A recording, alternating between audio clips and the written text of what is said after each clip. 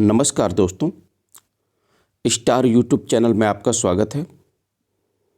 दोस्तों, आज हम आपके लिए हेल्थ इंस्पेक्टर यानी स्वास्थ्य निरीक्षक का क्वेश्चन पेपर लेकर आए हैं। आइए इसे सॉल्व करने की कोशिश करते हैं। क्वेश्चन नंबर 1 है आपका, a sub centre is meant to be there for every population in hilly areas. एक उपकेंद्र जो है कितने पॉपुलेशन पर बनाया जाता है हिली एरिया में। तो इसका करेक्ट आंसर जो है दोस्तों बी हो जाएगा। एक उपकेंद्र जो है हिली एरिया में 3000 पॉपुलेशन पर बनाया जाता है दोस्तों। करेक्ट आंसर बी हो जाएगा। एक उपकेंद्र जो है हिली एरिया में 3000 पॉपुलेशन पर बनाया जाता है दोस्तों। क्वेश्चन नंबर 2 देखते हैं। One primary health centre should be there for every rural population in the plains. एक प्राथमिक स्वास्थ्य केंद्र जो है कितने रूरल पॉपुलेशन पर बनाया जाता है। तो इसका करेक्ट आंसर जो है दोस्तों सी हो जाएगा। एक प्राइमरी हेल्थ सेंटर जो है एक प्राथमिक स्वास्थ्य केंद्र जो है 30,000 पॉपुलेशन पर बनाया जाता है दोस्तों। करेक्ट आंसर सी होगा। एक प्राथमिक स्वास्थ्य केंद्र जो है 30,000 पॉपुलेशन पर बनाया जाता है दोस्तों। करेक्ट आंसर सी होगा। देखते हैं अगला क्वेश्चन। क्वेश्चन नंबर 3 है आपका, Hind Kusht Nivaran Sangh is a voluntary agency related to the disease. Hind Kusht Nivaran संघ जो है किस बीमारी के लिए जो एक एजेंसी, एक वॉलेंट्री एजेंसी है दोस्तों। तो हिंद कुष्ठ निवारण संघ जो है आपका लेप्रोसी के लिए है दोस्तों। ये देखिए आपका करेक्ट आंसर जो है बी हो जाएगा। इसमें हिंद कुष्ठ निवारण संघ जो है लेप्रोसी के लिए है दोस्तों। लेप्रोसी के लिए काम करती है और ये काफ़ी पुरानी संस्था है दोस्तों, बहुत पुरानी संस्था है। आगे देखते हैं, क्वेश्चन नंबर 4 देखते हैं।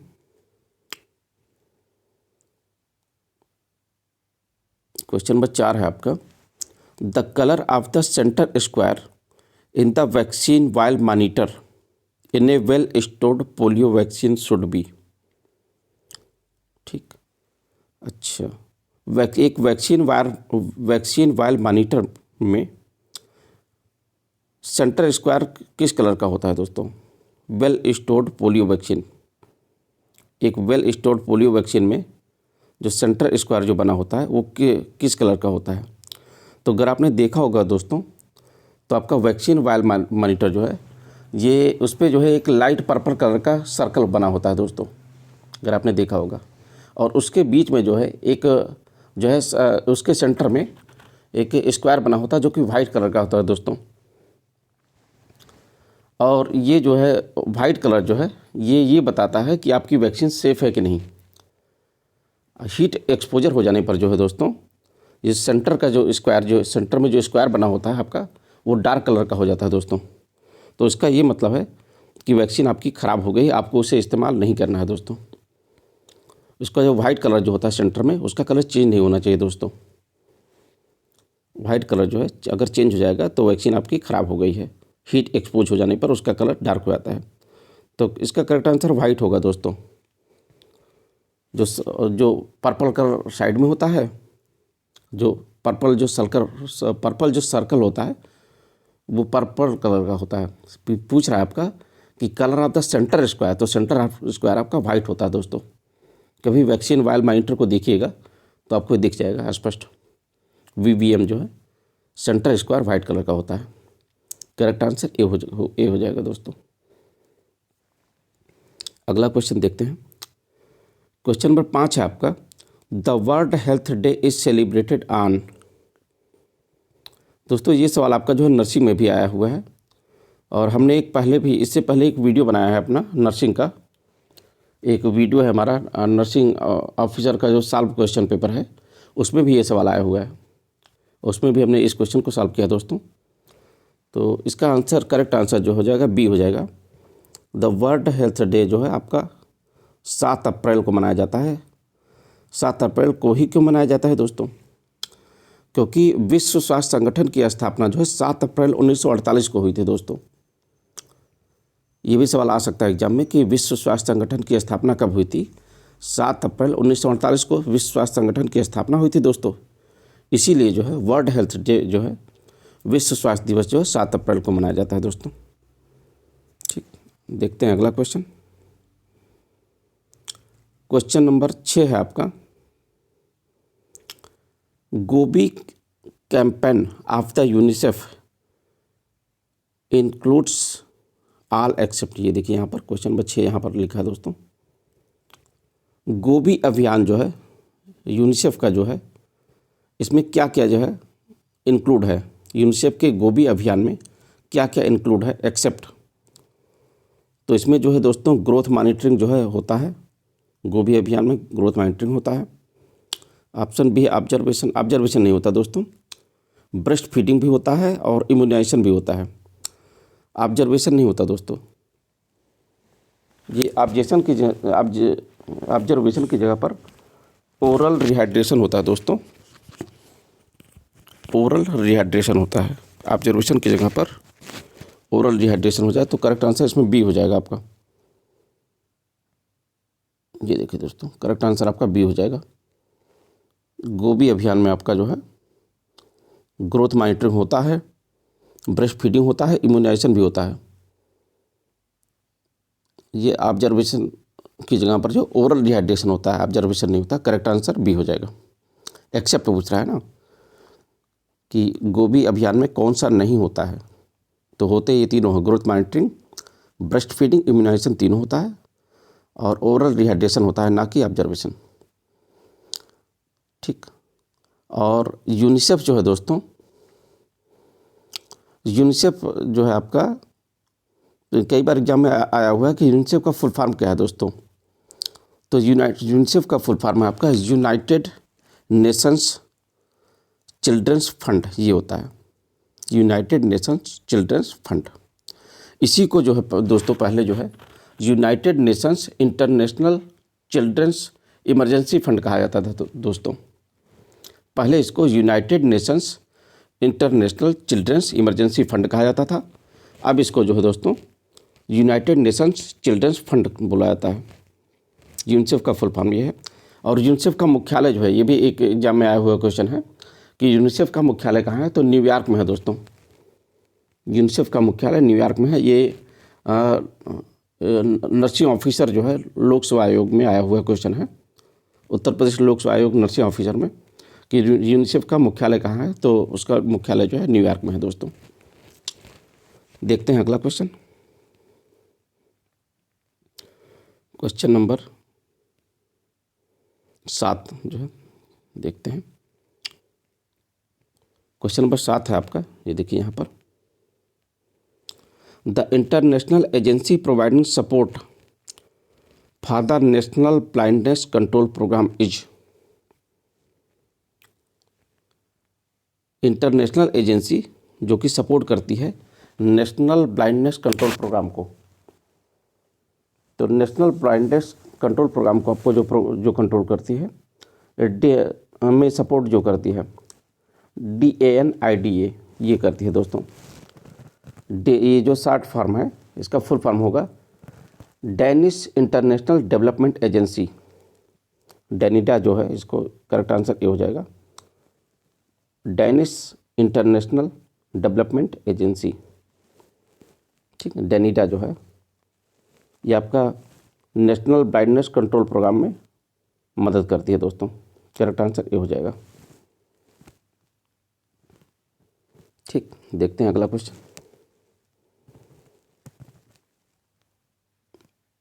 अगला क्वेश्चन आपका है, major symptoms of an AIDS patient. Question number 8 जो है आपका, ये देखिए यहाँ पर, major symptoms of an AIDS patient. AIDS के मरीज के जो मेजर सिम्टम्स कौन कौन से होते हैं, इसमें जो है दोस्तों ऑल हो जाएगा। इसमें एड्स के पेशेंट में वेट लॉस भी होता है, डायरिया भी होता है और फीवर भी होता है दोस्तों। ये तीनों ही होते हैं, तो करेक्ट आंसर ऑल हो जाएगा आपका डी। डी आपका करेक्ट आंसर हो जाएगा। एड्स के पेशेंट में वेट लॉस, डायरिया, फीवर तीनों होता है। करेक्ट आंसर डी हो जाएगा। देखते हैं अगला क्वेश्चन। क्वेश्चन नंबर 9 है आपका, the ideal weight for an adult person is calculated on the basis of. Adult person का आइडियल वेट जो है किस पे कैलकुलेट किया जाता है, तो हाइट पर जो है दोस्तों, ये हाइट पर कैलकुलेट किया जाता है। एज और इकोनॉमिक स्टेटस इस पे नहीं किया जाता दोस्तों। करेक्ट आंसर बी हो जाएगा। Ideal weight for an adult person is calculated on the basis of is height,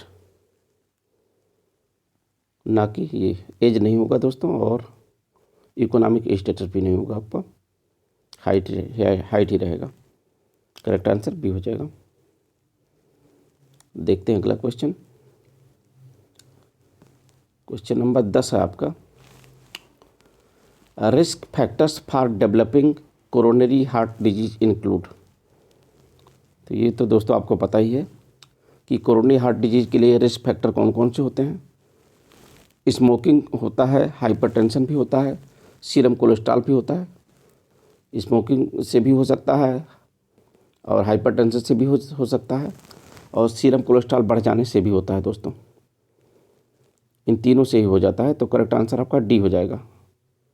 all of the above, ये जो है दोस्तों ऑल ऑफ द अबव हो जाएगा। करेक्ट आंसर डी होगा, all of the above. Risk factor for developing coronary heart disease, तो इसमें all हो जाएगा दोस्तों। कोरोनरी हार्ट डिजीज में रिस्क फैक्टर तीनों ही होते हैं, स्मोकिंग, हाइपरटेंशन और सीरम कोलेस्ट्रॉल, ये तीनों ही होते हैं इसमें। देखते हैं अगला क्वेश्चन। क्वेश्चन नंबर 11 है आपका, the salt intake per day should be kept to a limit of. Per day जो है कितना साल्ट इनटेक, कितना जो है नमक लेना चाहिए भोजन में हमें, तो पर डे हमें जो है दोस्तों 5 ग्राम डेली से ज़्यादा नहीं लेना चाहिए। ये WHO का रिकमेंडेशन है कि हमें पर डे 5 ग्राम डेली से ज़्यादा नहीं लेने चाहिए। पर डे 5 ग्राम लेना चाहिए, उससे ज़्यादा नहीं दोस्तों। WHO रिकमेंडेशन के अकॉर्डिंग जो है 5 gram per day. Correct answer इसमें बी हो जाएगा। करेक्ट आंसर बी रहेगा कि salt intake per day should be kept to a limit of 5 gram daily. Correct answer B हो जाएगा। देखते हैं अगला क्वेश्चन। क्वेश्चन नंबर 12 है आपका, a normal blood pressure is said to be about. तो ये तो बहुत ही आसान क्वेश्चन है दोस्तों, आपको पता भी है इसका आंसर। नॉर्मल ब्लड प्रेशर कितना होता है आपको पता ही है दोस्तों। करेक्ट आंसर सी हो जाएगा, 120/80। सिस्टोल आपका 120 होना चाहिए और डायस्टोल 80 होना चाहिए। जो है दोस्तों नॉर्मल ब्लड प्रेशर 120/80 होता है। 120/80 mmHg होता है। और एक क्वेश्चन और आता है दोस्तों, इसमें बहुत ही आसान सवाल वो भी है कि ब्लड प्रेशर किस मशीन से नापा जाता है। ब्लड प्रेशर जो है जिस मशीन से नापा जाता है उस मशीन को क्या बोलते हैं, तो उस मशीन को जो है दोस्तों स्फिग्मोमैनोमीटर बोला जाता है। BP मशीन को स्फिग्मोमैनोमीटर ये बोला जाता है दोस्तों। ठीक, देखते हैं अगला क्वेश्चन। क्वेश्चन नंबर 13 है आपका, pulse rate of babies is. तो आपको पता ही है दोस्तों, बच्चों का पल्स रेट ज़्यादा होता है, एडल्ट से ज़्यादा ही होता है। तो करेक्ट आंसर ए हो जाएगा आपका, मोर देन एडल्ट्स। बच्चों का पल्स रेट ज़्यादा होता है एडल्ट से। Pulse rate of babies is more than adults. Correct answer A हो जाएगा। देखते हैं अगला क्वेश्चन। क्वेश्चन नंबर 14 है आपका, normal respiratory rates in adults is about. Adults में आपका नॉर्मल रेस्पिरेटरी रेट कितना होता है दोस्तों, तो इसका करेक्ट आंसर जो है सी हो जाएगा। एडल्ट में जो है नॉर्मल रेस्पिरेटरी रेट जो है 17 पर मिनट, ये हो जाएगा। करेक्ट आंसर सी जो है 17 पर मिनट होता है। ऑप्शन के हिसाब से जो यही बनेगा correct answer.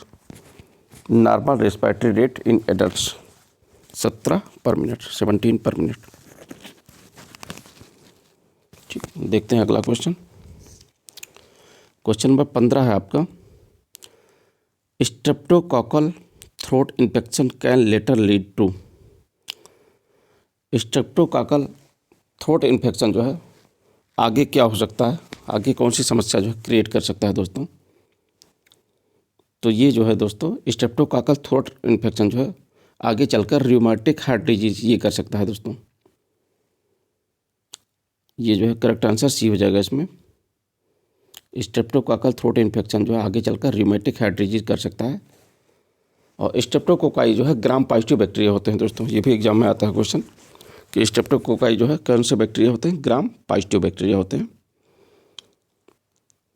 Streptococcal throat infection can later lead to rheumatic heart disease, ये बाद में रूमेटिक हार्ट डिजीज कर सकता है दोस्तों स्ट्रेप्टोकोकल थ्रोट इन्फेक्शन। देखते हैं अगला question. Question number 16। Question number 16 है आपका, India's population at present is about. Bharat की पॉपुलेशन इस समय कितनी है। तो इस समय जो है दोस्तों भारत की पॉपुलेशन आपकी 1 अरब से ज़्यादा है, यानी कि 1 बिलियन से ज़्यादा ही है। तो करेक्ट आंसर इसमें मोस्ट क्लोज जो है सी ही हो जाएगा कि मोर देन 1 बिलियन है। तो यहाँ पर करेक्ट आंसर सी हो जाएगा आपका कि इंडिया की पॉपुलेशन इस समय जो है 1 बिलियन से ज़्यादा ही है। करेक्ट आंसर सी हो जाएगा यहाँ पर 1 बिलियन। ऑप्शन में सबसे नज़दीकी आंसर यही है। वैसे तो 1 बिलियन से ज़्यादा ही है, लेकिन मोस्ट क्लोज आंसर आपका 1 बिलियन ही रहेगा। ठीक, देखते हैं अगला क्वेश्चन। क्वेश्चन नंबर 17 है, while calculating birth rates the denominator used is. Birth rate को कैलकुलेट करते समय जो है विभाजक क्या होता है दोस्तों। तो बर्थ रेट को कैलकुलेट करते समय जो है विभाजक जो है ये मिड ईयर पॉपुलेशन ये होता है। ये आपका करेक्ट आंसर बी हो जाएगा इसमें, mid year population. While calculating birth rate जो है द डिनोमिनेटर विभाजक क्या होता है बर्थ रेट को कैलकुलेट करते समय मिड ईयर पॉपुलेशन होता है दोस्तों। करेक्ट आंसर बी हो जाएगा इसमें। क्वेश्चन नंबर 18 देख लेते हैं। The objective of national population policy is to bring the total fertility rates to replacement levels by. अच्छा, नेशनल पॉपुलेशन पॉलिसी का जो है ऑब्जेक्टिव क्या था कि टोटल फर्टिलिटी रेट को जो है कब तक जो है रिप्लेसमेंट करना है। तो नेशनल पॉपुलेशन पॉलिसी जो है दोस्तों ये सन 2000 में बना था आपका, और उस समय उसने जो है जो सन 2010 तक का टारगेट रखा था। उसने सन 2000 में बना था ये नेशनल पॉपुलेशन पॉलिसी जो है, उसने जो है टोटल फर्टिलिटी रेट को जो है रिप्लेसमेंट जो है उसने टारगेट 2010 तक रखा था उस समय, सन 2010 तक जो है। करेक्ट आंसर बी हो जाएगा दोस्तों। The objective of national population policy is to bring the total fertility rates to replacement level जो है बाई 2010। अगला क्वेश्चन देखते हैं। क्वेश्चन नंबर 19 है आपका, a women is expected to attend the antenatal clinic at least per month during the first 7 month। एक महिला से जो है उम्मीद की जाती है कि वह पर मंथ जो है लगातार जो है शुरू के 7 महीने जो है ड्यूरिंग द फर्स्ट 7 मंथ में कितने एंटीनेटल क्लिनिक जाए, एंटीनेटल क्लिनिक में कितनी बार जाए जो है शुरू के 7 मंथ में। तो कम से कम 1 बार जो है दोस्तों हर महीने जो है 1 बार तो जाए ही। तो करेक्ट आंसर ए हो जाएगा इसमें कि प्रेग्नेंट महिलाओं को जो है एंटीनेटल क्लिनिक जो है हर महीने में कम से कम 1 बार जरूर जाना चाहिए दोस्तों। तो at least per month during the first 7 month, starting के 7 महीने में कम से कम 1 बार जरूर जाना चाहिए पर मंथ। ठीक है, हर महीने 1 बार करेक्ट आंसर ए हो जाएगा। देखते हैं अगला क्वेश्चन। क्वेश्चन नंबर 20 है आपका, on an average a normal healthy women should gain about kilogram of weight during pregnancy. तो एवरेज जो है नॉर्मल हेल्थी वुमेन को जो है प्रेगनेंसी के टाइम जो है अपना वजन जो है ये लगभग 12 किलो जो है अपना गेन करना चाहिए दोस्तों। ये करेक्ट आंसर बी हो जाएगा। लगभग 12 किलो वेट जो है गेन करना चाहिए दोस्तों।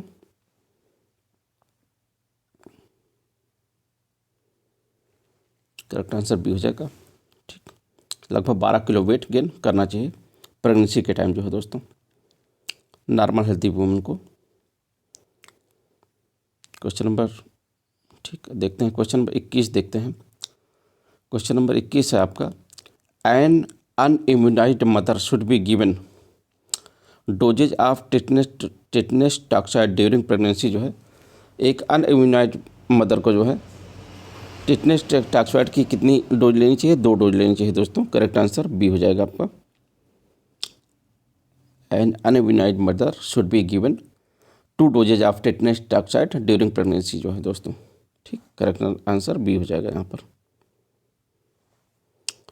देखते हैं अगला क्वेश्चन। क्वेश्चन नंबर है 22 है, the extra amount of calories required during pregnancy. Pregnancy के टाइम जो है कितनी एक्स्ट्रा अमाउंट कैलोरी की ज़रूरत पड़ती है दोस्तों? तो प्रेगनेंसी के टाइम जो है 300 किलो कैलोरी की एक्स्ट्रा कैलोरी की ज़रूरत पड़ती है दोस्तों। करेक्ट आंसर आपका ए हो जाएगा। करेक्ट आंसर ए हो जाएगा। प्रेगनेंसी के टाइम जो है 300 किलो कैलोरी एक्स्ट्रा की ज़रूरत पड़ती है। The extra amount of calories required during pregnancy is 300 kilo calorie. Correct answer A. देखते हैं अगला क्वेश्चन। क्वेश्चन नंबर 23 है आपका, at 1 year of age a baby should weigh around. 1 साल के बच्चे का वजन जो है लगभग कितना होना चाहिए दोस्तों? तो 1 साल के बच्चे का वजन जो है लगभग 10 किलो होना चाहिए दोस्तों। करेक्ट आंसर आपका बी हो जाएगा। 1 साल के बच्चे का वजन जो है लगभग 10 किलो होना चाहिए दोस्तों। ठीक, 1 साल के बच्चे का वजन लगभग 10 किलो होना चाहिए। करेक्ट आंसर बी हो जाएगा। देखते हैं अगला क्वेश्चन। क्वेश्चन नंबर 24 है आपका, as per baby friendly hospital initiative breastfeeding by the mother after normal delivery should be started within. ये बहुत ही रिपीटेड क्वेश्चन है दोस्तों, कई बार आया हुआ है, नर्सिंग में कई बार आया हुआ सवाल है कि as per baby friendly hospital initiative breastfeeding by the mother after normal delivery के बाद जो है मदर को ब्रेस्ट फीडिंग कब स्टार्ट कर देनी चाहिए दोस्तों? तो डिलीवरी के 1 घंटे के अंदर ही कर देनी चाहिए दोस्तों। करेक्ट आंसर ए हो जाएगा आपका। डिलीवरी के 1 घंटे के अंदर ही ब्रेस्ट फीडिंग स्टार्ट कर देनी चाहिए मदर को। ये उसमें जीएनएम और एएनएम दोनों में ही आया हुआ क्वेश्चन है दोस्तों। ये बहुत ही अच्छा सवाल है, अक्सर आता रहता है, बहुत रिपीटेड सवाल है। देखते हैं अगला क्वेश्चन। क्वेश्चन नंबर 25 है आपका, under the ICDS programme the amount of protein provided for children between 1 से 6 ईयर्स इज। तो दोस्तों सबसे पहले ये देखें कि ICDS प्रोग्राम क्या होता है। ICDS जो होता है आपका फुल फॉर्म इसका है इंटीग्रेटेड चाइल्ड डेवलपमेंट सर्विसेज। ये देखिए ICDS का फुल फॉर्म है इंटीग्रेटेड चाइल्ड डेवलपमेंट सर्विसेज। तो सवाल है आपका, under the ICDS programme the amount of protein provided for children between 1 से 6 ईयर्स इज। तो 1 से 6 साल तक के बच्चों को जो है कितना प्रोटीन देना चाहिए जो है ICDS प्रोग्राम के अंतर्गत? तो ICDS प्रोग्राम के अंदर जो है 1 से 6 साल तक के बच्चों को 20 ग्राम प्रोटीन देना चाहिए। करेक्ट आंसर डी हो जाएगा आपका। अंडर द ICDS प्रोग्राम जो है the amount of protein provided for children between 1 से 6 years is 20 gram. Correct answer D हो जाएगा आपका। देखते हैं अगला क्वेश्चन। क्वेश्चन नंबर 26 है आपका, फादर ऑफ मेडिसिन। अच्छा सवाल है, जानना चाहिए सभी को। फादर ऑफ मेडिसिन जो है आपके, ये हिप्पोक्रेट्स सर हैं जो है दोस्तों। करेक्ट आंसर ये हो जाएगा हिप्पोक्रेट्स। जो डॉक्टर्स जो होते हैं दोस्तों, एमबीबीएस की पढ़ाई करने के बाद जो है हिप्पोक्रेट्स ओथ लेते हैं, हिप्पोक्रेट्स के नाम से कसम लेते हैं कि वो ईमानदारी पूर्वक जो है अच्छे से सेवा करेंगे जो है। तो हिप्पोक्रेट्स की जो सेवा लेते हैं, हिप्पोक्रेट्स के नाम से जो है ओथ लेते हैं, कसम खाते हैं डॉक्टर्स जो है डिग्री के समय, डिग्री जब मिलती है उन्हें तब। तो फादर ऑफ मेडिसिन जो है हिप्पोक्रेट्स को कहा जाता है दोस्तों। फादर ऑफ मेडिसिन हिप्पोक्रेट्स, ये भी रिपीटेड सवाल है दोस्तों, आया हुआ है कई बार एग्जाम में। फादर ऑफ मेडिसिन हिप्पोक्रेट्स को कहा जाता है। ठीक, देखते हैं अगला क्वेश्चन। क्वेश्चन नंबर 27 है आपका, James Lind is related to the disease. ये देखिए 27 यहाँ पर लिखा हुआ है, क्वेश्चन नंबर 27 आपका यहाँ पर है। James Lind is related to the scurvy to the disease. तो जेम्स लिंड जो है आपके, ये स्कर्वी डिजीज से रिलेटेड थे दोस्तों। जेम्स लिंड जो है, इन्होंने एक्सपेरिमेंट किया था दोस्तों, और एक्सपेरिमेंट से ये बताया था कि जो लेमन है, नींबू आपका जो है, ये स्कर्वी को सही कर सकता है दोस्तों। लेमन जो है स्कर्वी को क्योर कर सकता है। जेम्स लिंड सर ने अपने एक्सपेरिमेंट में बताया था, अपने प्रयोग में उन्होंने बताया था कि स्कर्वी को जो है नींबू के सेवन से सही किया जा सकता है दोस्तों। तो James Lind is related to the disease scurvy हो जाएगा। करेक्ट आंसर बी हो जाएगा दोस्तों। देखते हैं अगला क्वेश्चन। क्वेश्चन नंबर 28 है आपका, DPT vaccination is related to the disease. DPT vaccination आपका किस बीमारी से संबंधित है? तो आपको इसका आंसर पता ही होगा दोस्तों। डीपीटी का फुल फॉर्म जो है आपका, डीपीटी का फुल फॉर्म जो है आपका डिप्थीरिया पर्ट्यूसिस टिटनेस। तो इसमें करेक्ट आंसर जो है दोस्तों सी हो जाएगा। डीपीटी जो है किससे संबंधित है? पर्ट्यूसिस से। डीपीटी जो है तीनों से संबंधित है, डिप्थीरिया, पर्ट्यूसिस और टिटनेस तीनों से संबंधित है। ऑप्शन में पर्ट्यूसिस दिया है दोस्तों, तो करेक्ट आंसर सी हो जाएगा आपका। तो DPT vaccination is related to the disease pertussis हो जाएगा। Diphtheria, pertussis, tetanus, correct answer C. देखते हैं अगला क्वेश्चन दोस्तों। क्वेश्चन नंबर 29 आपका, chicken pox is caused due to a. तो आपको पता ही है जी कि चिकन पॉक्स आपका जो है वायरस से होता है दोस्तों।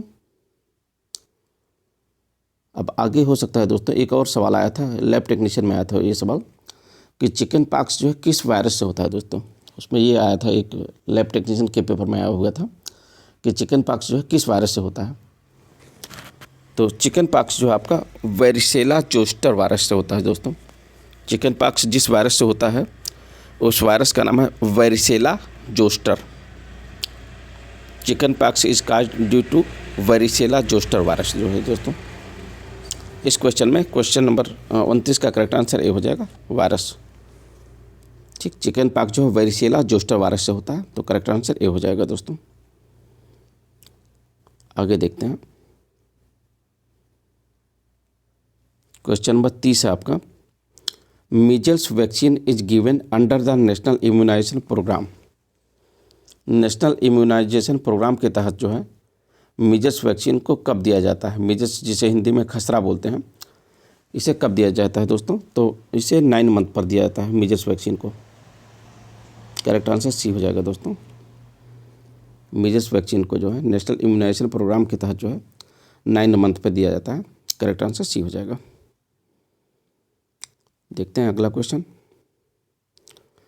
क्वेश्चन नंबर 31 है आपका,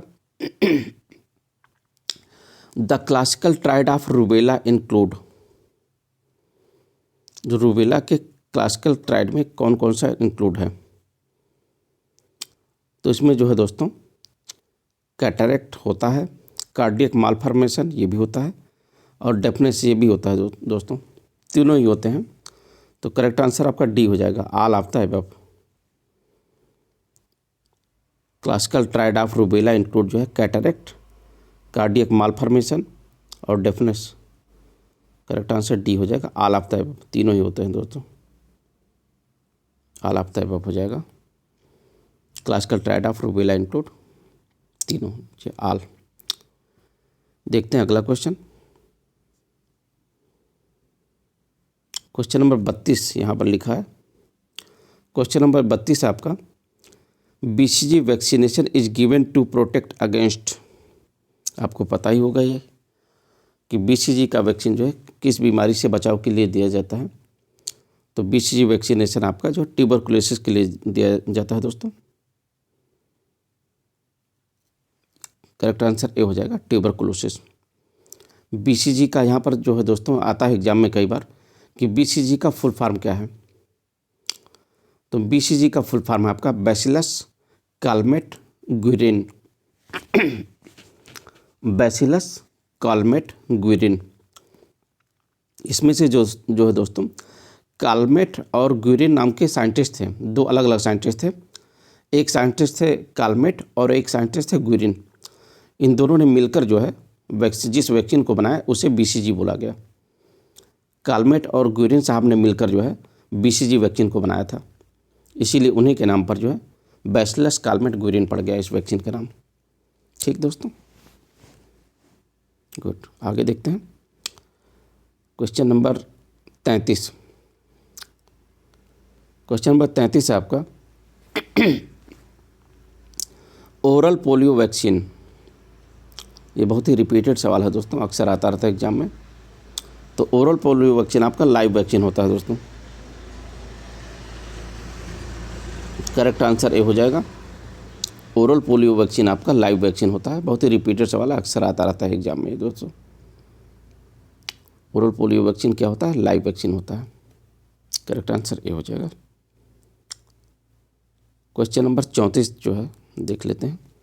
यहाँ पर लिखा है क्वेश्चन नंबर 34, देखिए यहाँ पर, hepatitis A virus is mainly transmitted through. ये लैब टेक्नीशियन के सवाल के पेपर में भी आया है दोस्तों। हमने अपना एक लैब टेक्नीशियन का भी क्वेश्चन पेपर अपलोड किया है अपने उस पर जो है अपने यूट्यूब चैनल पर, उसमें भी ये सवाल आया हुआ है। तो hepatitis A virus is mainly transmitted through जो है, ये करेक्ट आंसर इसमें ए हो जाएगा, फीकल ओरल रूट। यहाँ पर फेशियल ओरल रूट लिखा है। तो हेपेटाइटिस ए वायरस जो है ट्रांसमिटेड होता है mainly faecal oral route. Correct answer A हो जाएगा दोस्तों। यहाँ पर ये लैब टेक्नीशियन में भी आया हुआ सवाल है। हमने एक क्वेश्चन पेपर जो अपलोड किया है उसमें है ये सवाल। अगर आप उसे देखे होंगे, पढ़े होंगे, तो आपको ये सवाल मिल जाएगा। देखते हैं अगला क्वेश्चन। क्वेश्चन नंबर 35 है आपका, rice water stool is seen in. दोस्तों ये भी लैब टेक्नीशियन में आया हुआ सवाल है। लैब टेक्नीशियन की परीक्षा में ये सवाल पहले आ चुका है कि राइस वाटर स्टूल जो है किस बीमारी में देखा जाता है। तो करेक्ट आंसर ए हो जाएगा, कालरा। ये रिपीटेड सवाल है, कई बार आया हुआ है। राइस वाटर स्टूल जो है कालरा में देखने को मिल जाता है दोस्तों। ये कई एग्जाम में, ऐसा नहीं केवल लैब टेक्नीशियन में ही आया हुआ है, कई एग्जाम में आ चुका है कि rice water stool is seen in Kalra. Correct answer A हो जाएगा दोस्तों। देखते हैं अगला क्वेश्चन। क्वेश्चन नंबर 36 यहाँ पर लिखा हुआ है, ये देखिए, DOTS is related to the disease. आपको ये पता ही होगा दोस्तों कि डॉट्स जो है टीवी में अक्सर ऐड भी आता है, इस पर विज्ञापन भी आते रहते हैं कि डॉट्स जो है किस बीमारी के लिए है।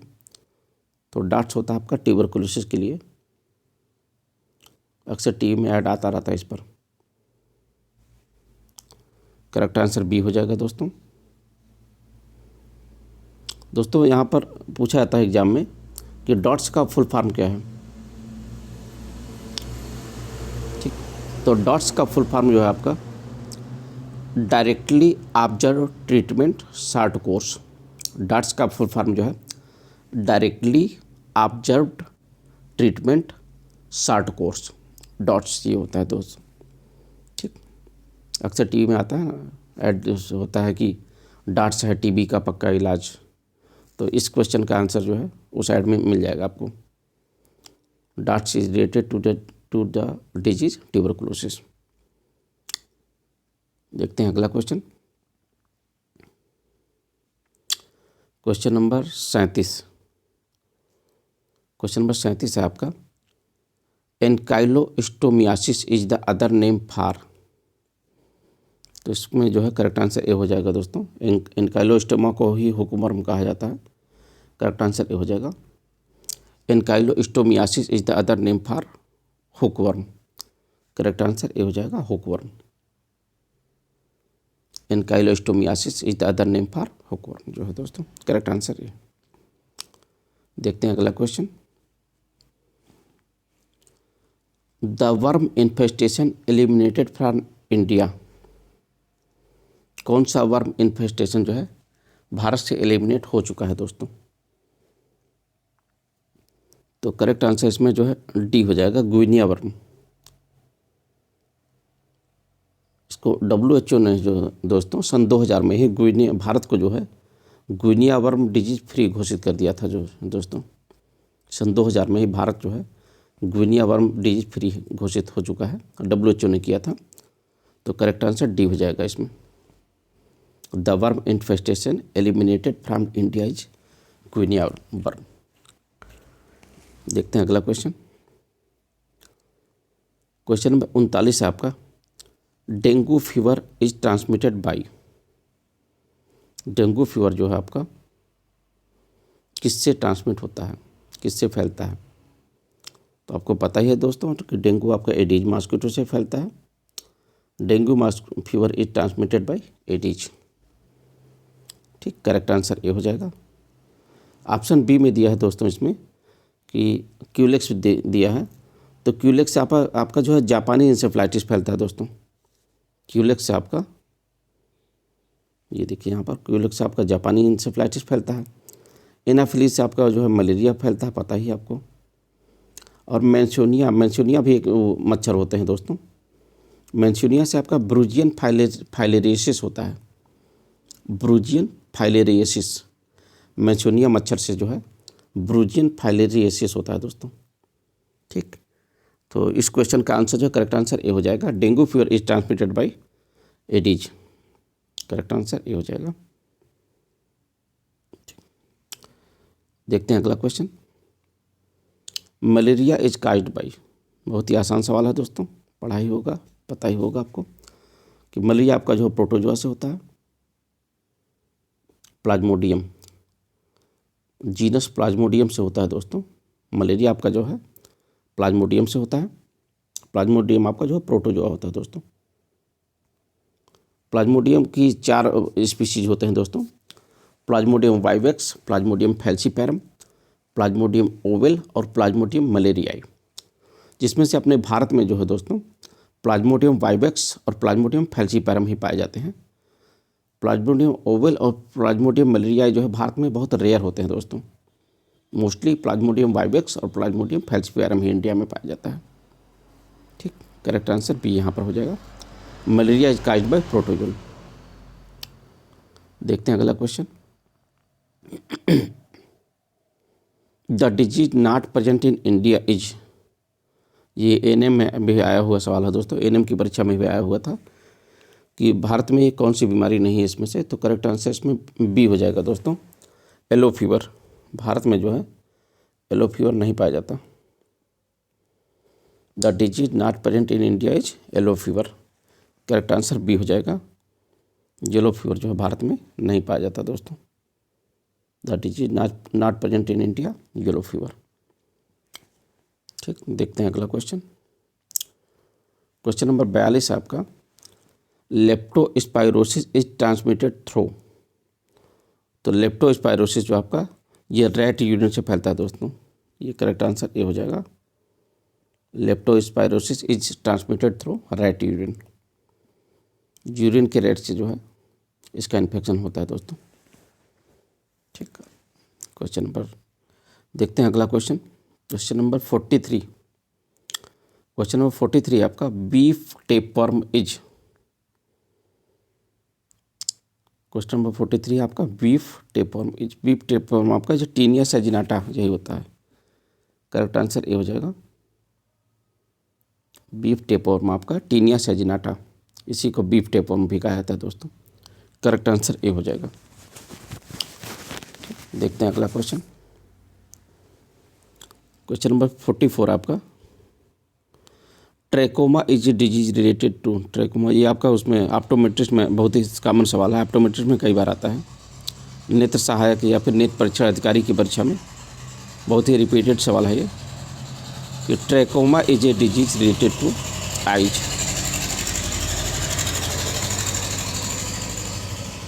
ट्रैकोमा जो है दोस्तों आपका एक आई इन्फेक्शन होता है, एक बैक्टीरिया से होता है ट्रैकोमा। आपका बैक्टीरिया का क्या नाम है? क्लामाइडिया ट्रैकोमैटिस। ट्रैकोमा जो है एक बैक्टीरिया होता है, उससे फैलता है। उस बैक्टीरिया का नाम है क्लामाइडिया ट्रैकोमैटिस। इस बैक्टीरिया से आँख में इन्फेक्शन होता है दोस्तों। ट्रैकोमा जो है एक आई इन्फेक्शन है, क्लामाइडिया ट्रैकोमैटिस से होता है। करेक्ट आंसर यहाँ पर इस क्वेश्चन का ए हो जाएगा, आइज। क्वेश्चन नंबर 45 देखते हैं। क्वेश्चन नंबर 45 है आपका, leprosy should be treated for a minimum period of. Leprosy का जो ट्रीटमेंट जो है होना चाहिए जो है मिनिमम पीरियड ऑफ जो है कम से कम 6 से 12 मंथ। करेक्ट आंसर डी हो जाएगा दोस्तों। Leprosy should be treated for a minimum period of 6 to 12 month. ये करेक्ट आंसर डी हो जाएगा, 6 to 12 month. Leprosy should be treated for a minimum period of 6 to 12 month. Leprosy को ही जो है दोस्तों हैंसन्स डिजीज भी कहा जाता है। लेप्रोसी को ही हैंसन्स डिजीज कहा जाता है। और लेप्रोसी आपका जो है एक बैक्टीरिया से फैलता है। बैक्टीरिया का नाम है माइकोबैक्टीरियम लेप्री। लेप्रोसी आपका माइकोबैक्टीरियम लेप्री बैक्टीरिया से फैलता है दोस्तों। और लेप्रोसी के लिए जो दवा चलती है उसे MDT बोला जाता है, multi drug therapy.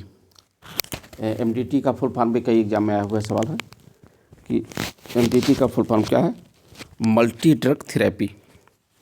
Leprosy should be treated for a minimum period of 6 to 12 month. Question का आंसर डी हो जाएगा यहाँ पर। देखते हैं अगला क्वेश्चन। क्वेश्चन नंबर 46 है आपका, gonorrhoea is a disease transmitted through.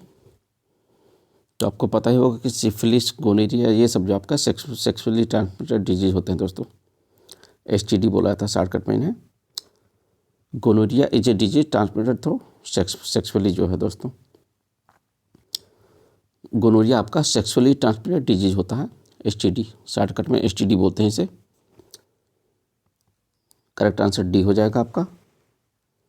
और गोनोरिया जो है दोस्तों आपका एक बैक्टीरिया होता है, उस बैक्टीरिया का नाम है नीशेरिया गोनोरी। उस बैक्टीरिया से फैलता है। गोनोरिया आपका नीशेरिया गोनोरी बैक्टीरिया से फैलता है। और इसमें जो है जैसा कि नाम से ही स्पष्ट है दोस्तों कि सेक्सुअली ट्रांसमिटेड डिजीज होता है, तो सेक्सुअल आर्गन में इन्फेक्शन हो जाता है। इसमें गोनोरिया में सेक्सुअल आर्गन में इन्फेक्शन हो जाता है। ठीक, नीशेरिया गोनोरी से फैलता है। गोनोरिया जो है सेक्सुअली ट्रांसमिटेड डिजीज है, STD। देखते हैं अगला क्वेश्चन। क्वेश्चन नंबर 47 है, modifiable risk factors in case of hypertension include all except.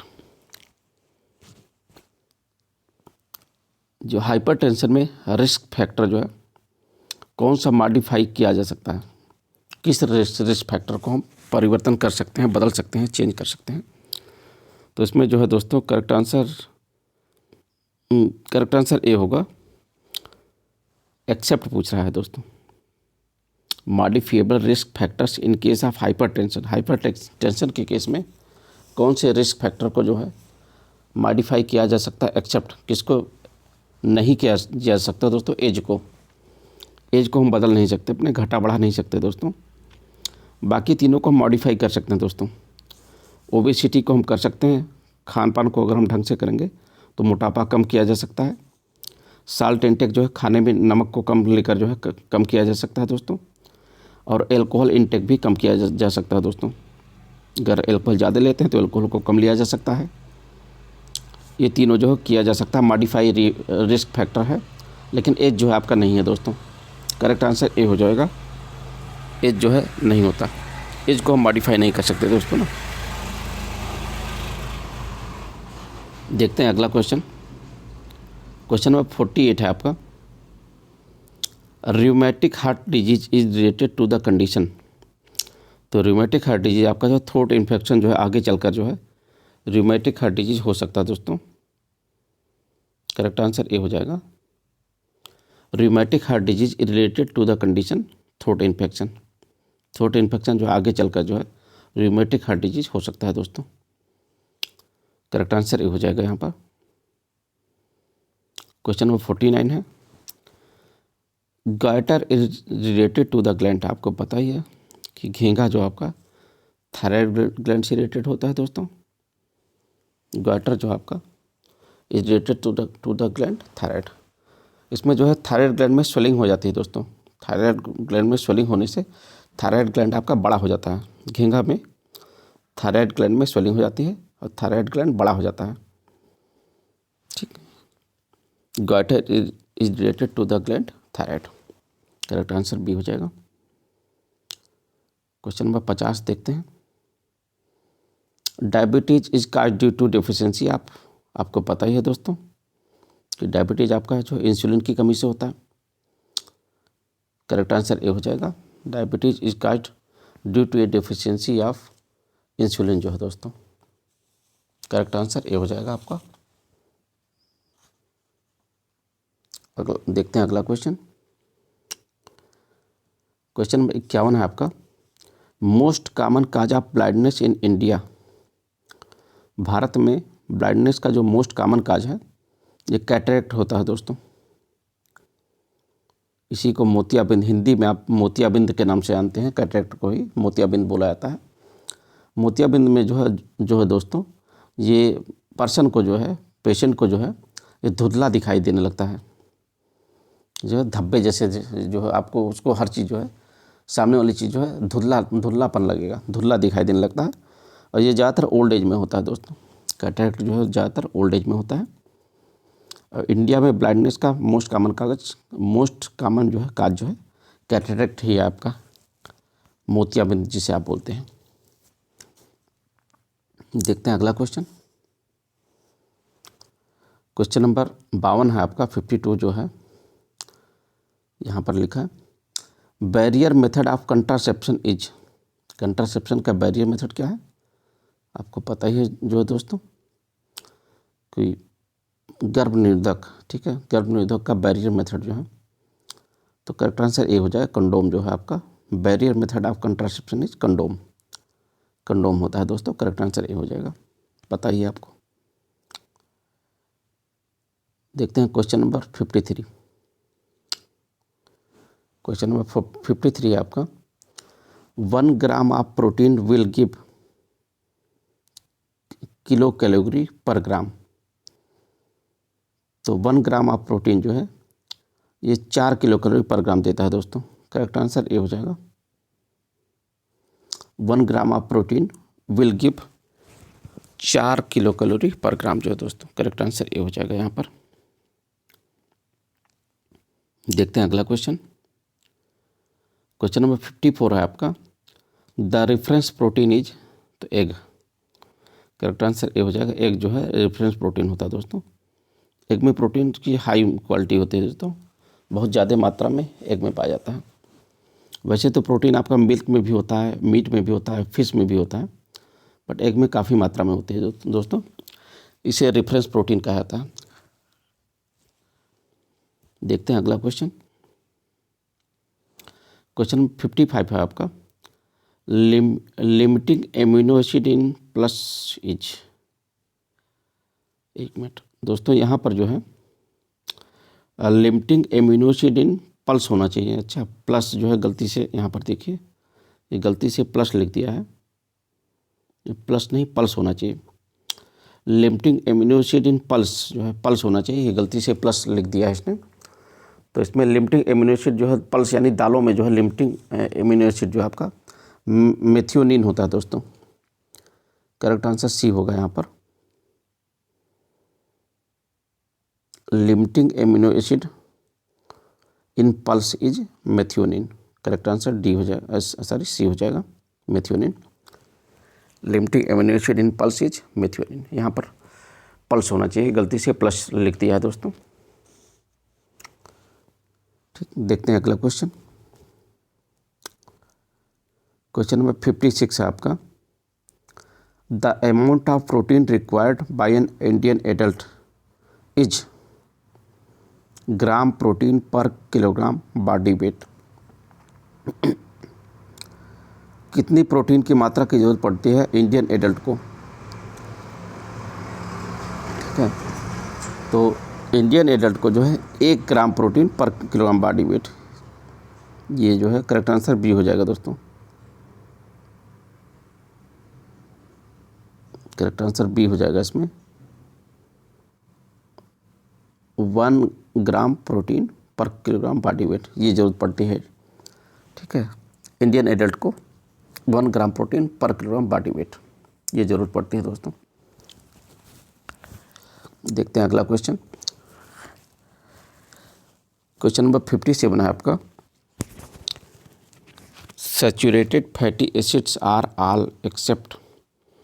तो सैचुरेटेड जो है आपका दोस्तों ये लारिक होता है, पामिटिक भी होता है और स्टीरिक, तीनों होते हैं। लारिक, पामिटिक और स्टीरिक तीनों ही सैचुरेटेड होते हैं।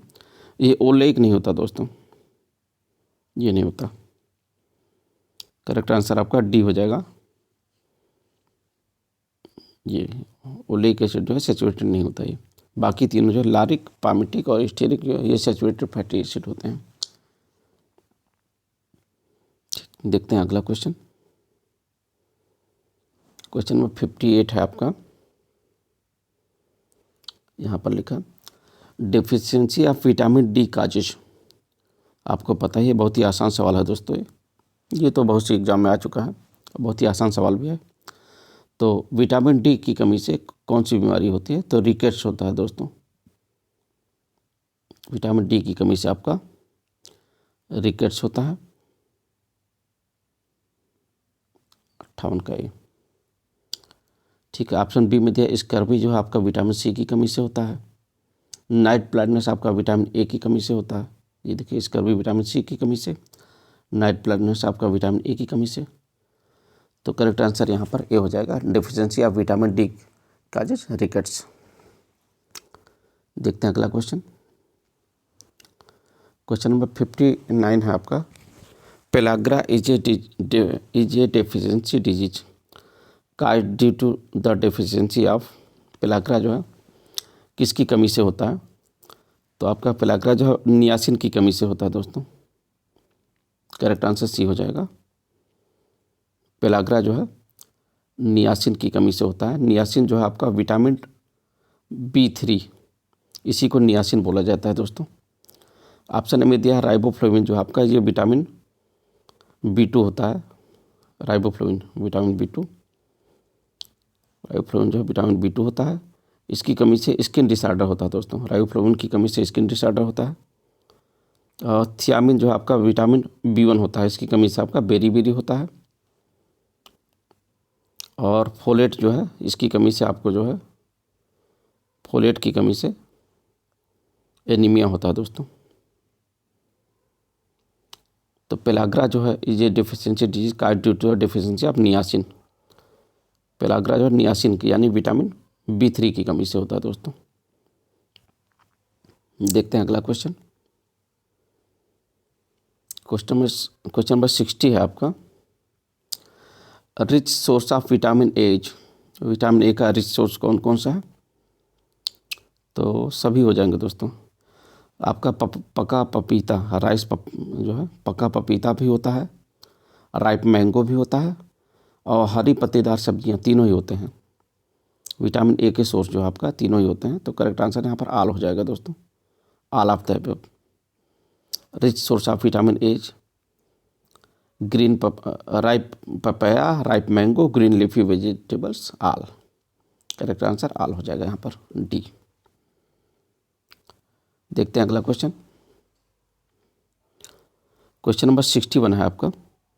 The mineral that is associated with anaemia, anaemia से कौन सा जो है खनिज जो है संबंधित है? तो आपको पता ही है दोस्तों, बहुत ही आसान सवाल है कि एनीमिया जो है एसोसिएटेड होता है आयरन से। पता ही है दोस्तों, आयरन की कमी से एनीमिया हो जाता है, पता ही है। बहुत ही आसान सवाल है। ऐसे सवाल जो है दोस्तों एग्जाम में गलत नहीं होने चाहिए। अगर ऐसे सवाल गलत होने लगेंगे तो फिर सिलेक्शन नहीं हो पाएगा दोस्तों, ध्यान रखिएगा। देखते हैं अगला क्वेश्चन। क्वेश्चन नंबर 62 आपका देख लेते हैं। Infections primarily of animals that can be transmitted through milk is all except. अच्छा, मिल्क से जो है कौन कौन सा इन्फेक्शन हो सकता है दोस्तों? तो आपका ट्यूबरकुलोसिस हो सकता है, ब्रुसेलोसिस ये भी हो सकता है, और क्यूफियर, ये तीनों ही हो सकते हैं दोस्तों। मलेरिया नहीं हो सकता आपका। यहाँ पर करेक्ट आंसर आपका डी हो जाएगा। मलेरिया जो है ये नहीं हो सकता, डी। मलेरिया जो है करेक्ट आंसर डी हो जाएगा। मलेरिया आपका जो ये मिल्क से जो है ये नहीं होता, मलेरिया नहीं होता। ये तीनों हो सकता है, ट्यूबरकुलोसिस, ब्रुसेलोसिस और क्यूफियर हो सकता है। देखते हैं अगला question. The addition of colouring agents to food is called. Food में जो है कलरिंग एजेंट को मिलाने को क्या बोला जाता है दोस्तों? तो इसको फूड एडिटिव्स कहा जाता है। फूड में कलरिंग एजेंट को मिलाने को फूड एडिटिव्स बोला जाता है। करेक्ट आंसर ए हो जाएगा। The addition of colouring agents to food is called food additives, A. Correct answer A हो जाएगा। देखते हैं अगला क्वेश्चन। क्वेश्चन नंबर 64 है आपका। As per the mid day meal programme the meals should supply at least of the total energy requirement. तो mid day meal में जो है टोटल एनर्जी रिक्वायरमेंट का जो है दोस्तों 1/3 होना चाहिए, 1/3 सप्लाई होना चाहिए। 64 का ए। करेक्ट आंसर ए हो जाएगा, 1/3। As per the mid day meal programme the meals should supply at least of the 1/3 of the total energy requirement. Correct answer A हो जाएगा दोस्तों। देखते हैं अगला क्वेश्चन। क्वेश्चन नंबर 65 है। The type of learning relating to skills. अच्छा, skills से related जो है लर्निंग जो है साइकोमोटर होता है दोस्तों। करेक्ट आंसर यहाँ पर सी हो जाएगा, psychomotor. The type of learning relating to skills is psychomotor. Correct answer C हो जाएगा। देखते हैं अगला क्वेश्चन। क्वेश्चन नंबर 66 है आपका। The average population of a village in India is estimated to be. Bharat में जो है, भारत के गांव में जो है औसत जो है कितनी जनसंख्या है दोस्तों? तो भारत के गांव में यहाँ करेक्ट आंसर डी हो जाएगा दोस्तों। वैसे ये डाटा बदलता रहता है। अच्छा, भारत के गांव में एवरेज पॉपुलेशन जो है लगभग 550 है। वैसे बदलता रहता है डाटा, जो है समय के अनुसार जो है बदलता रहता है दोस्तों। करेक्ट आंसर यहाँ पर डी हो जाएगा, 550। देखते हैं अगला क्वेश्चन। क्वेश्चन नंबर 67 यहाँ पर लिखा है। The amount of bleaching powder required to disinfect 1000 litres of water is. अच्छा, 1000 लीटर पानी को डिसइंफेक्ट करने के लिए कितनी ब्लीचिंग पाउडर की ज़रूरत पड़ती है दोस्तों? तो इसके लिए 2.5 ग्राम। ये जो है करेक्ट आंसर यहाँ पर बी हो जाएगा, 2.5 ग्राम हो जाएगा। ये हो जाएगा करेक्ट आंसर, बी हो जाएगा दोस्तों। The amount of bleaching powder required to disinfect 1000 litre of water is 2.5 gram. 1000 litre पानी को डिसइंफेक्ट करने के लिए 2.5 ग्राम जो है ब्लीचिंग पाउडर की ज़रूरत पड़ती है दोस्तों। देखते हैं अगला क्वेश्चन। क्वेश्चन नंबर 68 है आपका, hardness of water can be cause due to, पानी की हार्डनेस किसकी वजह से होती है? क्लोराइड, सल्फेट, नाइट्रेट, तीनों, ये जो आल हो जाएगा दोस्तों यहाँ पर, यह आल की वजह से होती है दोस्तों। यहाँ पर करेक्ट आंसर जो है आल हो जाएगा।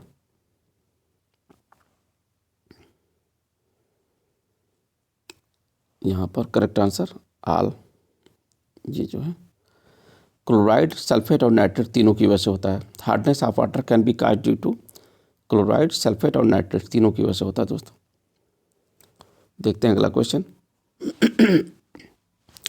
क्वेश्चन नंबर 69 है आपका, free and combined chlorine in water can be determined using, free and combined chlorine in water can be determined by using is, ये आर्थोटालुटिन टेस्ट से होता है दोस्तों। करेक्ट आंसर ये हो जाएगा यहाँ पर, free and combined chlorine in water can be determined using orthotolidine test से जो क्लोरीन का पता लगाया जा सकता है दोस्तों। देखते हैं अगला क्वेश्चन। क्वेश्चन नंबर 70 है आपका, in a house window area should be at least of the floor area, एक मकान में जो है विंडो एरिया जो है फ्लोर एरिया का कितना होना चाहिए? तो 1/5 होना चाहिए दोस्तों। करेक्ट आंसर सी हो जाएगा यहाँ पर, 1/5, 1/5।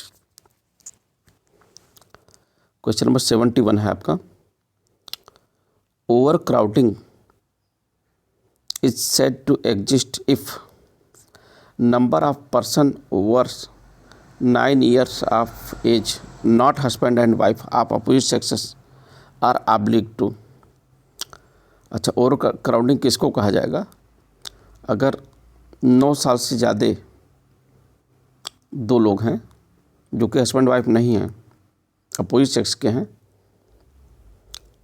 Sleep in the same room, एक ही कमरे में सोते हैं, तो ओवर क्राउडिंग जो है इसको, अगर 2 लोग हैं, यहाँ पर दोस्तों ए हो जाएगा कि अगर एक ही कमरे में 2 लोग हैं, 9 साल से ज़्यादा अगर पति पत्नी नहीं हैं और एक ही कमरे में सोते हैं, तो ओवर क्राउडिंग इसी को कहा जाएगा 2। यहाँ पर दोस्तों जो है ये माना जाता है कि उनके पास जो है रहने के लिए और कोई कमरा नहीं है, इसीलिए एक ही कमरे में 2 लोग सो रहे हैं, तो ओवर क्राउडिंग, इस कंडीशन को ओवर क्राउडिंग बोला जाता है दोस्तों। इस कंडीशन को ओवर क्राउडिंग बोला जाता है। एक ही कमरे में 2 लोग जो है 9 साल से ज़्यादा के लोग अपोजिट सेक्स के सो रहे हैं, तो इसी को ओवर क्राउडिंग बोला जाता है, इस कंडीशन को। करेक्ट आंसर ये हो जाएगा 2 लोग। क्वेश्चन नंबर 72, क्वेश्चन 72 है आपका, the method of waste disposal in which waste is dispose along with night soil.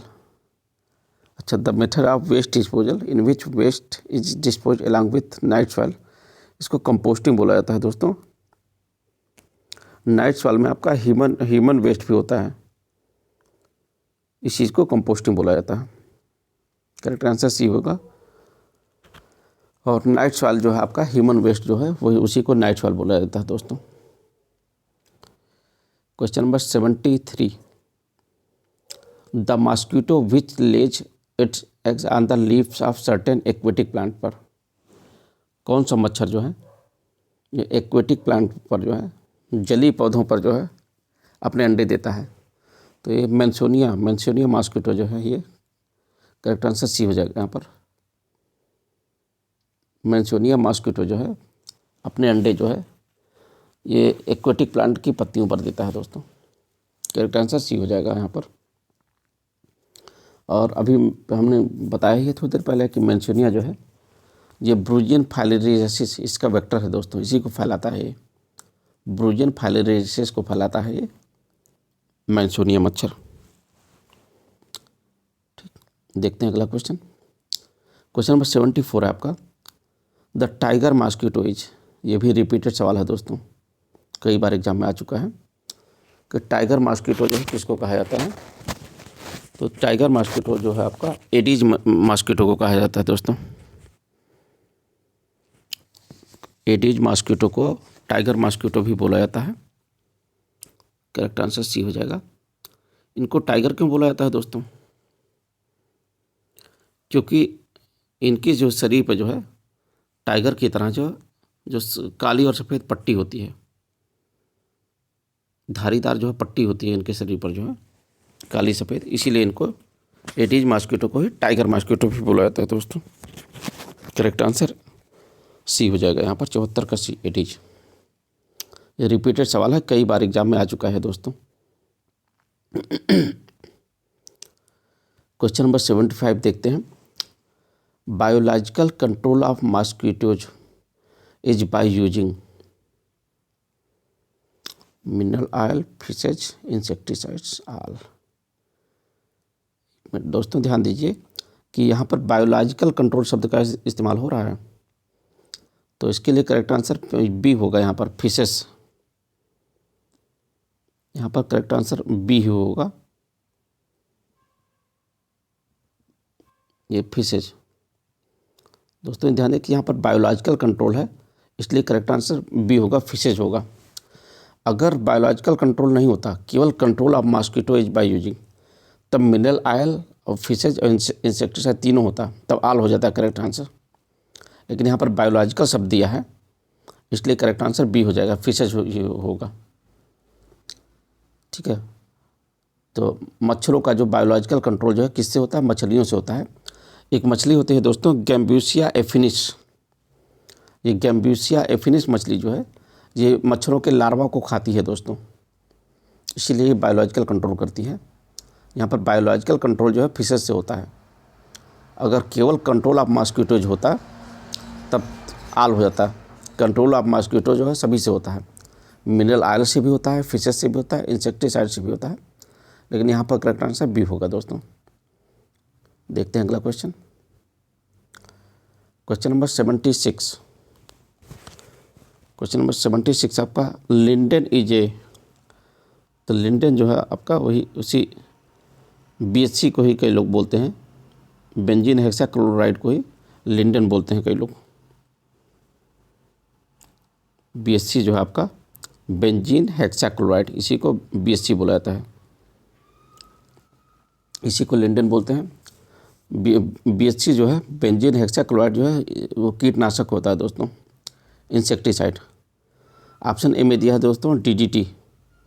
DDT का फुल फॉर्म जो है कई बार एग्जाम में आता है, तो DDT का फुल फॉर्म है डाईक्लोरो डाईफिनाइल ट्राईक्लोरोएथेन।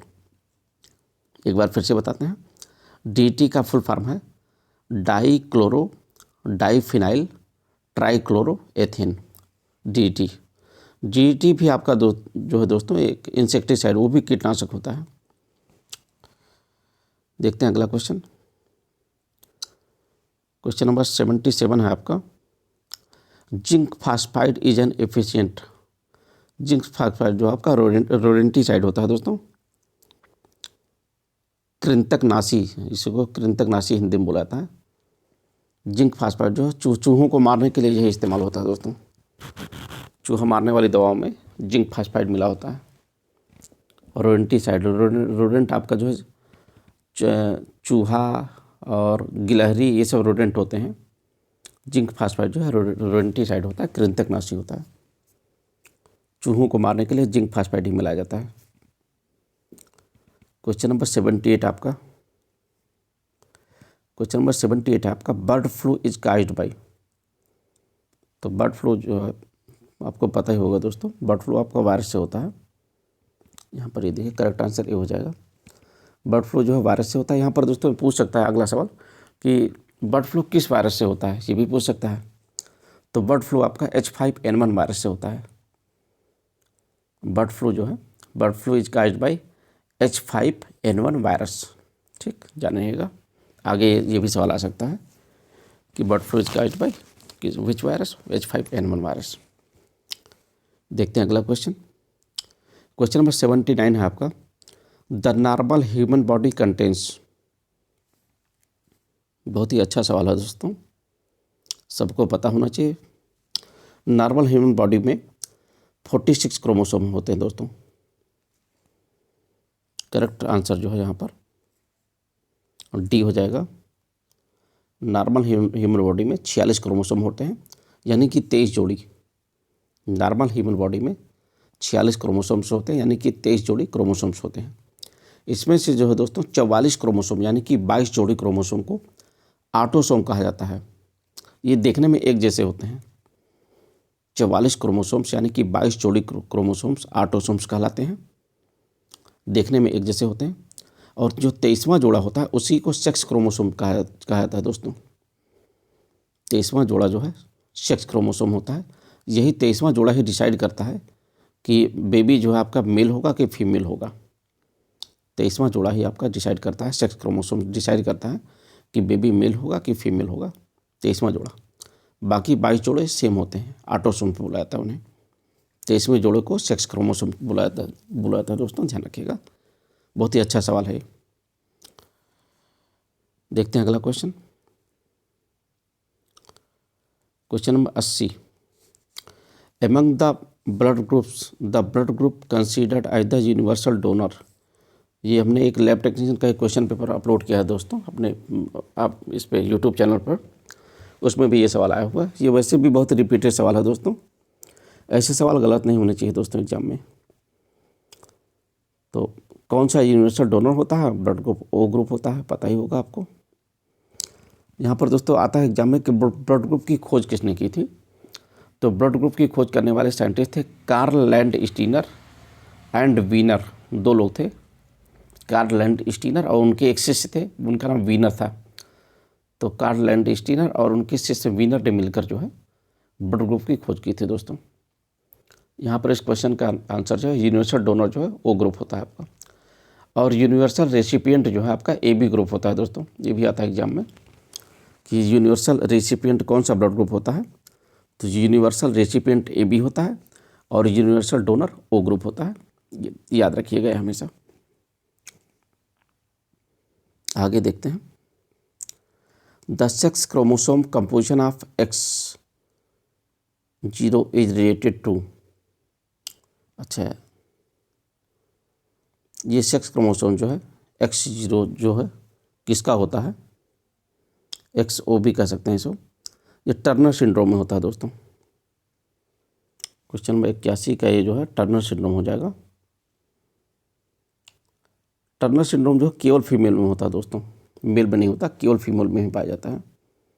और इसमें केवल एक ही होता है, एक ही एक्स क्रोमोसोम होता है। जैसा कि दोस्तों नॉर्मल फीमेल में जो है 2 एक्स क्रोमोसोम होते हैं, लेकिन टर्नर सिंड्रोम में केवल एक ही एक्स क्रोमोसोम होता है दोस्तों, ध्यान रखिएगा। टर्नर सिंड्रोम में एक ही एक्स क्रोमोसोम होता है और नॉर्मल फीमेल में, जो नॉर्मल महिलाएं होती हैं, उनमें 2 एक्स क्रोमोसोम होता है दोस्तों। और टर्नर सिंड्रोम केवल फीमेल में होता है, मेल में नहीं होता दोस्तों कभी। ठीक, देखते हैं अगला क्वेश्चन। क्वेश्चन नंबर 82 है आपका। Erythroblastosis fetalis is a disease related to. ये ब्लड ग्रुप से रिलेटेड है दोस्तों। उसमें भी RH फैक्टर से रिलेटेड है। ब्लड ग्रुप में भी RH फैक्टर से रिलेटेड होता है दोस्तों। एर्थ्रोब्लास्टोसिस फिटालिस में अगर हस्बैंड का ब्लड ग्रुप पॉजिटिव होता है, ब्लड ग्रुप कोई भी रहे, RH फैक्टर पॉजिटिव होता है, और वाइफ का RH फैक्टर निगेटिव होता है, तो सेकंड बेबी की डेथ होने की संभावना हो जाती है दोस्तों काफ़ी। इसी कंडीशन को एर्थ्रोब्लास्टोसिस फिटालिस कहा जाता है दोस्तों। ठीक, ये RH फैक्टर की वजह से होता है, ब्लड ग्रुप की वजह से होता है। करेक्ट आंसर ये हो जाएगा यहाँ पर। क्वेश्चन नंबर 83 है आपका। Birth and death should be registered with in. दोस्तों ये क्वेश्चन आपका जो है यूपी लोक सेवा आयोग नर्सिंग में भी आया हुआ है और ये CHO के एग्ज़ाम में भी आ चुका है दोस्तों।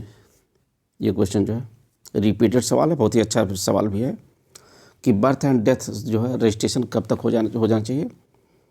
जो 21 दिन के अंदर जो है दोस्तों बर्थ सर्टिफिकेट और डेथ सर्टिफिकेट आपका जो है 21 दिन के अंदर बन जाना चाहिए दोस्तों। बहुत ही बढ़िया सवाल है, एग्ज़ाम में रिपीटेड सवाल है। लोक सेवा आयोग, नर्सिंग और CHO कम्युनिटी हेल्थ ऑफिसर के एग्जाम में भी ये सवाल आया हुआ है कि बर्थ सर्टिफिकेट और डेथ सर्टिफिकेट जो है रजिस्ट्रेशन जो है इसका 21 दिनों के अंदर हो जाना चाहिए, बर्थ और डेथ का। देखते हैं अगला क्वेश्चन। क्वेश्चन नंबर 84 है आपका, the census is taken at intervals of. पता ही होगा दोस्तों आपको कि जनगणना जो है कितने साल के गैप पे होती है, 10 साल पे, पता ही होगा। जनगणना जो है हमेशा 10 साल के गैप पे होती है दोस्तों। ये बहुत ही आसान सवाल है, आपको पता भी होगा। जनगणना जो है the census is taken at intervals of 10 year, 10 साल के गैप पे होती है जनगणना हमेशा। देखते हैं अगला क्वेश्चन। क्वेश्चन नंबर 85 है आपका, the disease notifiable to the WHO under the international regulation act are all except. अच्छा, डिजीज जो है notifiable to the WHO under the international regulation act. International regulation act में आपका उस समय 6 बीमारियां दी गई थी, 6 डिजीज दी गई थी शुरू में। उन 6 में आपका काला, प्लेग, येलो फीवर, ये तीनों थे। डिप्थीरिया नहीं होता दोस्तों यहाँ पर करेक्ट आंसर आपका डिप्थीरिया हो जाएगा। इंटरनेशनल रेगुलेशन एक्ट में डिप्थीरिया नहीं होता है, काला, प्लेग और येलो फीवर होते हैं, डिप्थीरिया नहीं होता। Correct answer D. Question number 86 है आपका, the best method to present data to the man on the street. अच्छा, मैन जो है स्ट्रीट में है, उसके लिए बेस्ट डाटा जो है आपका पिक्टोग्राम प्रेजेंट करता है दोस्तों। यहाँ पर करेक्ट आंसर जो है पिक्टोग्राम हो जाएगा। Correct answer C, the best method to present data to the man on the street is pictogram. 86 का सी हो जाएगा। देखते हैं अगला क्वेश्चन। क्वेश्चन नंबर 87 है, when A set of numbers is arranged in ascending or descending orders and the center number is taken, it is called a, इसको median कहा जाता है दोस्तों। इस सेंटर नंबर को जब लिया जाता है तो मीडियन बोला जाता है इसे। 87 का बी हो जाएगा। करेक्ट आंसर बी हो जाएगा। करेक्ट आंसर बी होगा, मीडियन। देखते हैं अगला क्वेश्चन। क्वेश्चन नंबर 88 है आपका, Socratic method of communication is. अच्छा, सॉक्रेटिक मेथड ऑफ कम्युनिकेशन 2 वे होता है दोस्तों। इसमें जो है एक जो है सवाल पूछता है और दूसरा आंसर देता है। इसमें सॉक्रेटिक मेथड ऑफ कम्युनिकेशन में एक लोग सवाल पूछेंगे, दूसरा उसका आंसर देंगे। इसको जो है सुकरात ने किया था, महान दार्शनिक सॉक्रेटिस, अंग्रेजी में सॉक्रेटिस, हिंदी में सुकरात बोला जाता है। सुकरात ने ये मेथड दिया था, इसलिए उन्हीं के नाम पर जो है सॉक्रेटिक मेथड बोला जाता है। ये 2 वे होता है दोस्तों, एक सवाल पूछेगा और एक आंसर देगा इसमें। देखते हैं अगला क्वेश्चन। क्वेश्चन नंबर 89 है आपका, the recommended illumination required for casual reading is. Casual reading के लिए रिकमेंडेड इल्यूमिनेशन जो है 100 लक्स होता है दोस्तों। करेक्ट आंसर बी हो जाएगा यहाँ पर, 100 लक्स। देखते हैं अगला क्वेश्चन। क्वेश्चन नंबर 90 है आपका, a daily exposure of decibel is about the limit people can tolerate without substantial damage to bearing. अच्छा, लिमिट जो पीपल जो है डेली जो है कितने डेसिबल को टॉलरेट कर सकते हैं दोस्तों, तो 85 है, मैक्सिमम 85 जो है। यहाँ पर करेक्ट आंसर डी हो जाएगा। बिना किसी डैमेज को अधिकतम जो है 85 डेसिबल तक को जो टॉलरेट कर सकते हैं, उसके बाद नहीं कर पाएंगे दोस्तों। डेली एक्सपोजर ऑफ 85 डेसिबल जो है is about a limit people can tolerate without substantial damage to bearing.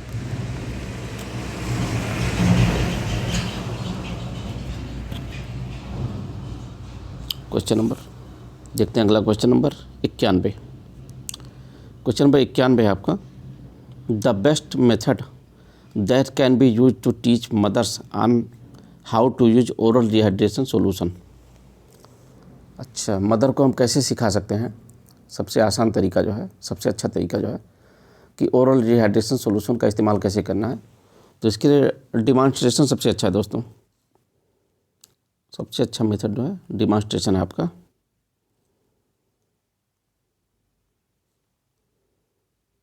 प्रदर्शन करके, दिखा करके, जो करके एक बार दिखा दें, एक बार उसके प्रदर्शनी के नाटक के माध्यम से, वीडियो के माध्यम से दिखा दें उसको, तो ज़्यादा सही है।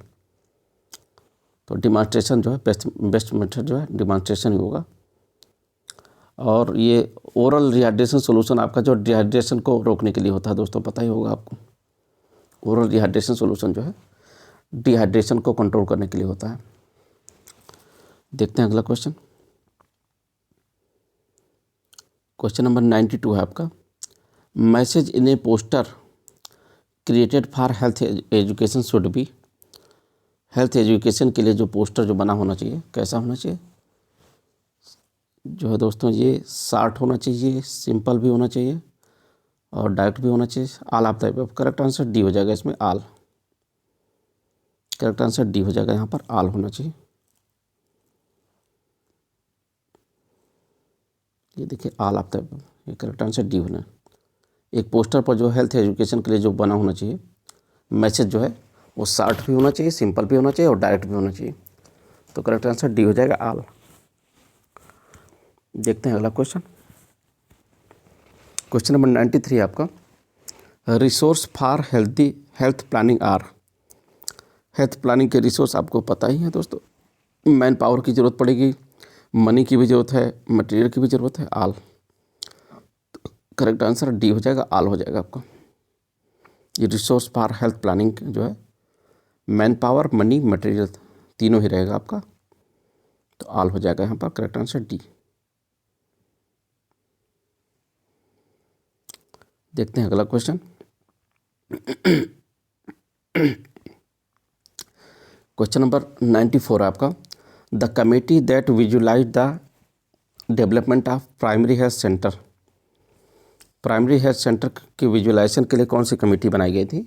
तो बोर कमेटी बनी थी दोस्तों। ये करेक्ट आंसर ये हो जाएगा, बोर कमेटी बनी थी। प्राइमरी हेल्थ सेंटर के विजुलाइजेशन के लिए बोर कमेटी बनाई गई थी। जो इसके चेयरमैन जो थे, बोर कमेटी के चेयरमैन जो थे, जोसेफ विलियम बोर साहब थे। इन्हीं के नाम पर जो है बोर कमेटी बना दी गई। बोर कमेटी के चेयरमैन जोसेफ विलियम बोर साहब थे, उन्हीं के नाम पर बोर कमेटी बनी थी। The committee that visualise the development of primary health centre is Bhore committee. देखते हैं अगला क्वेश्चन। क्वेश्चन नंबर 95 है आपका। जिला परिषद इज एट द। जैसा कि नाम से ही दोस्तों स्पष्ट है कि जिला आ गया तो जिला परिषद जो है डिस्ट्रिक्ट लेवल पर होता है दोस्तों। करेक्ट आंसर डी हो जाएगा, जिला परिषद is at the district level. देखते हैं अगला क्वेश्चन। क्वेश्चन नंबर 96 है आपका। The drugs used for tuberculosis include all except. दोस्तों हमने एक क्वेश्चन पेपर जो है अपलोड किया है आपका नर्सिंग का, अपने जो है यूट्यूब चैनल पर। उसमें इस सवाल का आंसर हमने बताया है दोस्तों कि ट्यूबरकुलोसिस के लिए कौन कौन सी दवा दी जाती है एक्सेप्ट। तो हमने उसमें बताया था उस वीडियो में कि ट्यूबरकुलोसिस के लिए आपका रिफाम्पिसिन, इथम्बुटाल और आइसोनियाजिड दिया जाता है दोस्तों। तो यहाँ पर क्वेश्चन में एक्सेप्ट पूछ रहा है दोस्तों, ट्यूबरकुलोसिस के लिए कौन सी दवा नहीं दी जाती। तो ट्यूबरकुलोसिस के लिए आपका डेप्सोन नहीं दिया जाता दोस्तों। ये यहाँ पर डेप्सोन जो है, डेप्सोन लेप्रोसी में दिया जाता है दोस्तों। डेप्सोन आपका लेप्रोसी में दिया जाता है। The drug used for tuberculosis include all except dapsone. बाकी रिफाम्पिसिन, इथम्बुटाल और आइसोनियाजिड ट्यूबरकुलोसिस पेशेंट को दिया जाता है। डेप्सोन आपका लेप्रोसी पेशेंट को दिया जाता है दोस्तों। ठीक, देखते हैं अगला क्वेश्चन। क्वेश्चन नंबर 97 है आपका। Crude death rate in India as per the latest population statistics. Crude death rate जो है ये आपका 8 हो जाएगा। Crude death rate in India as per the latest population statistics 8, ये हो जाएगा दोस्तों। Correct answer D.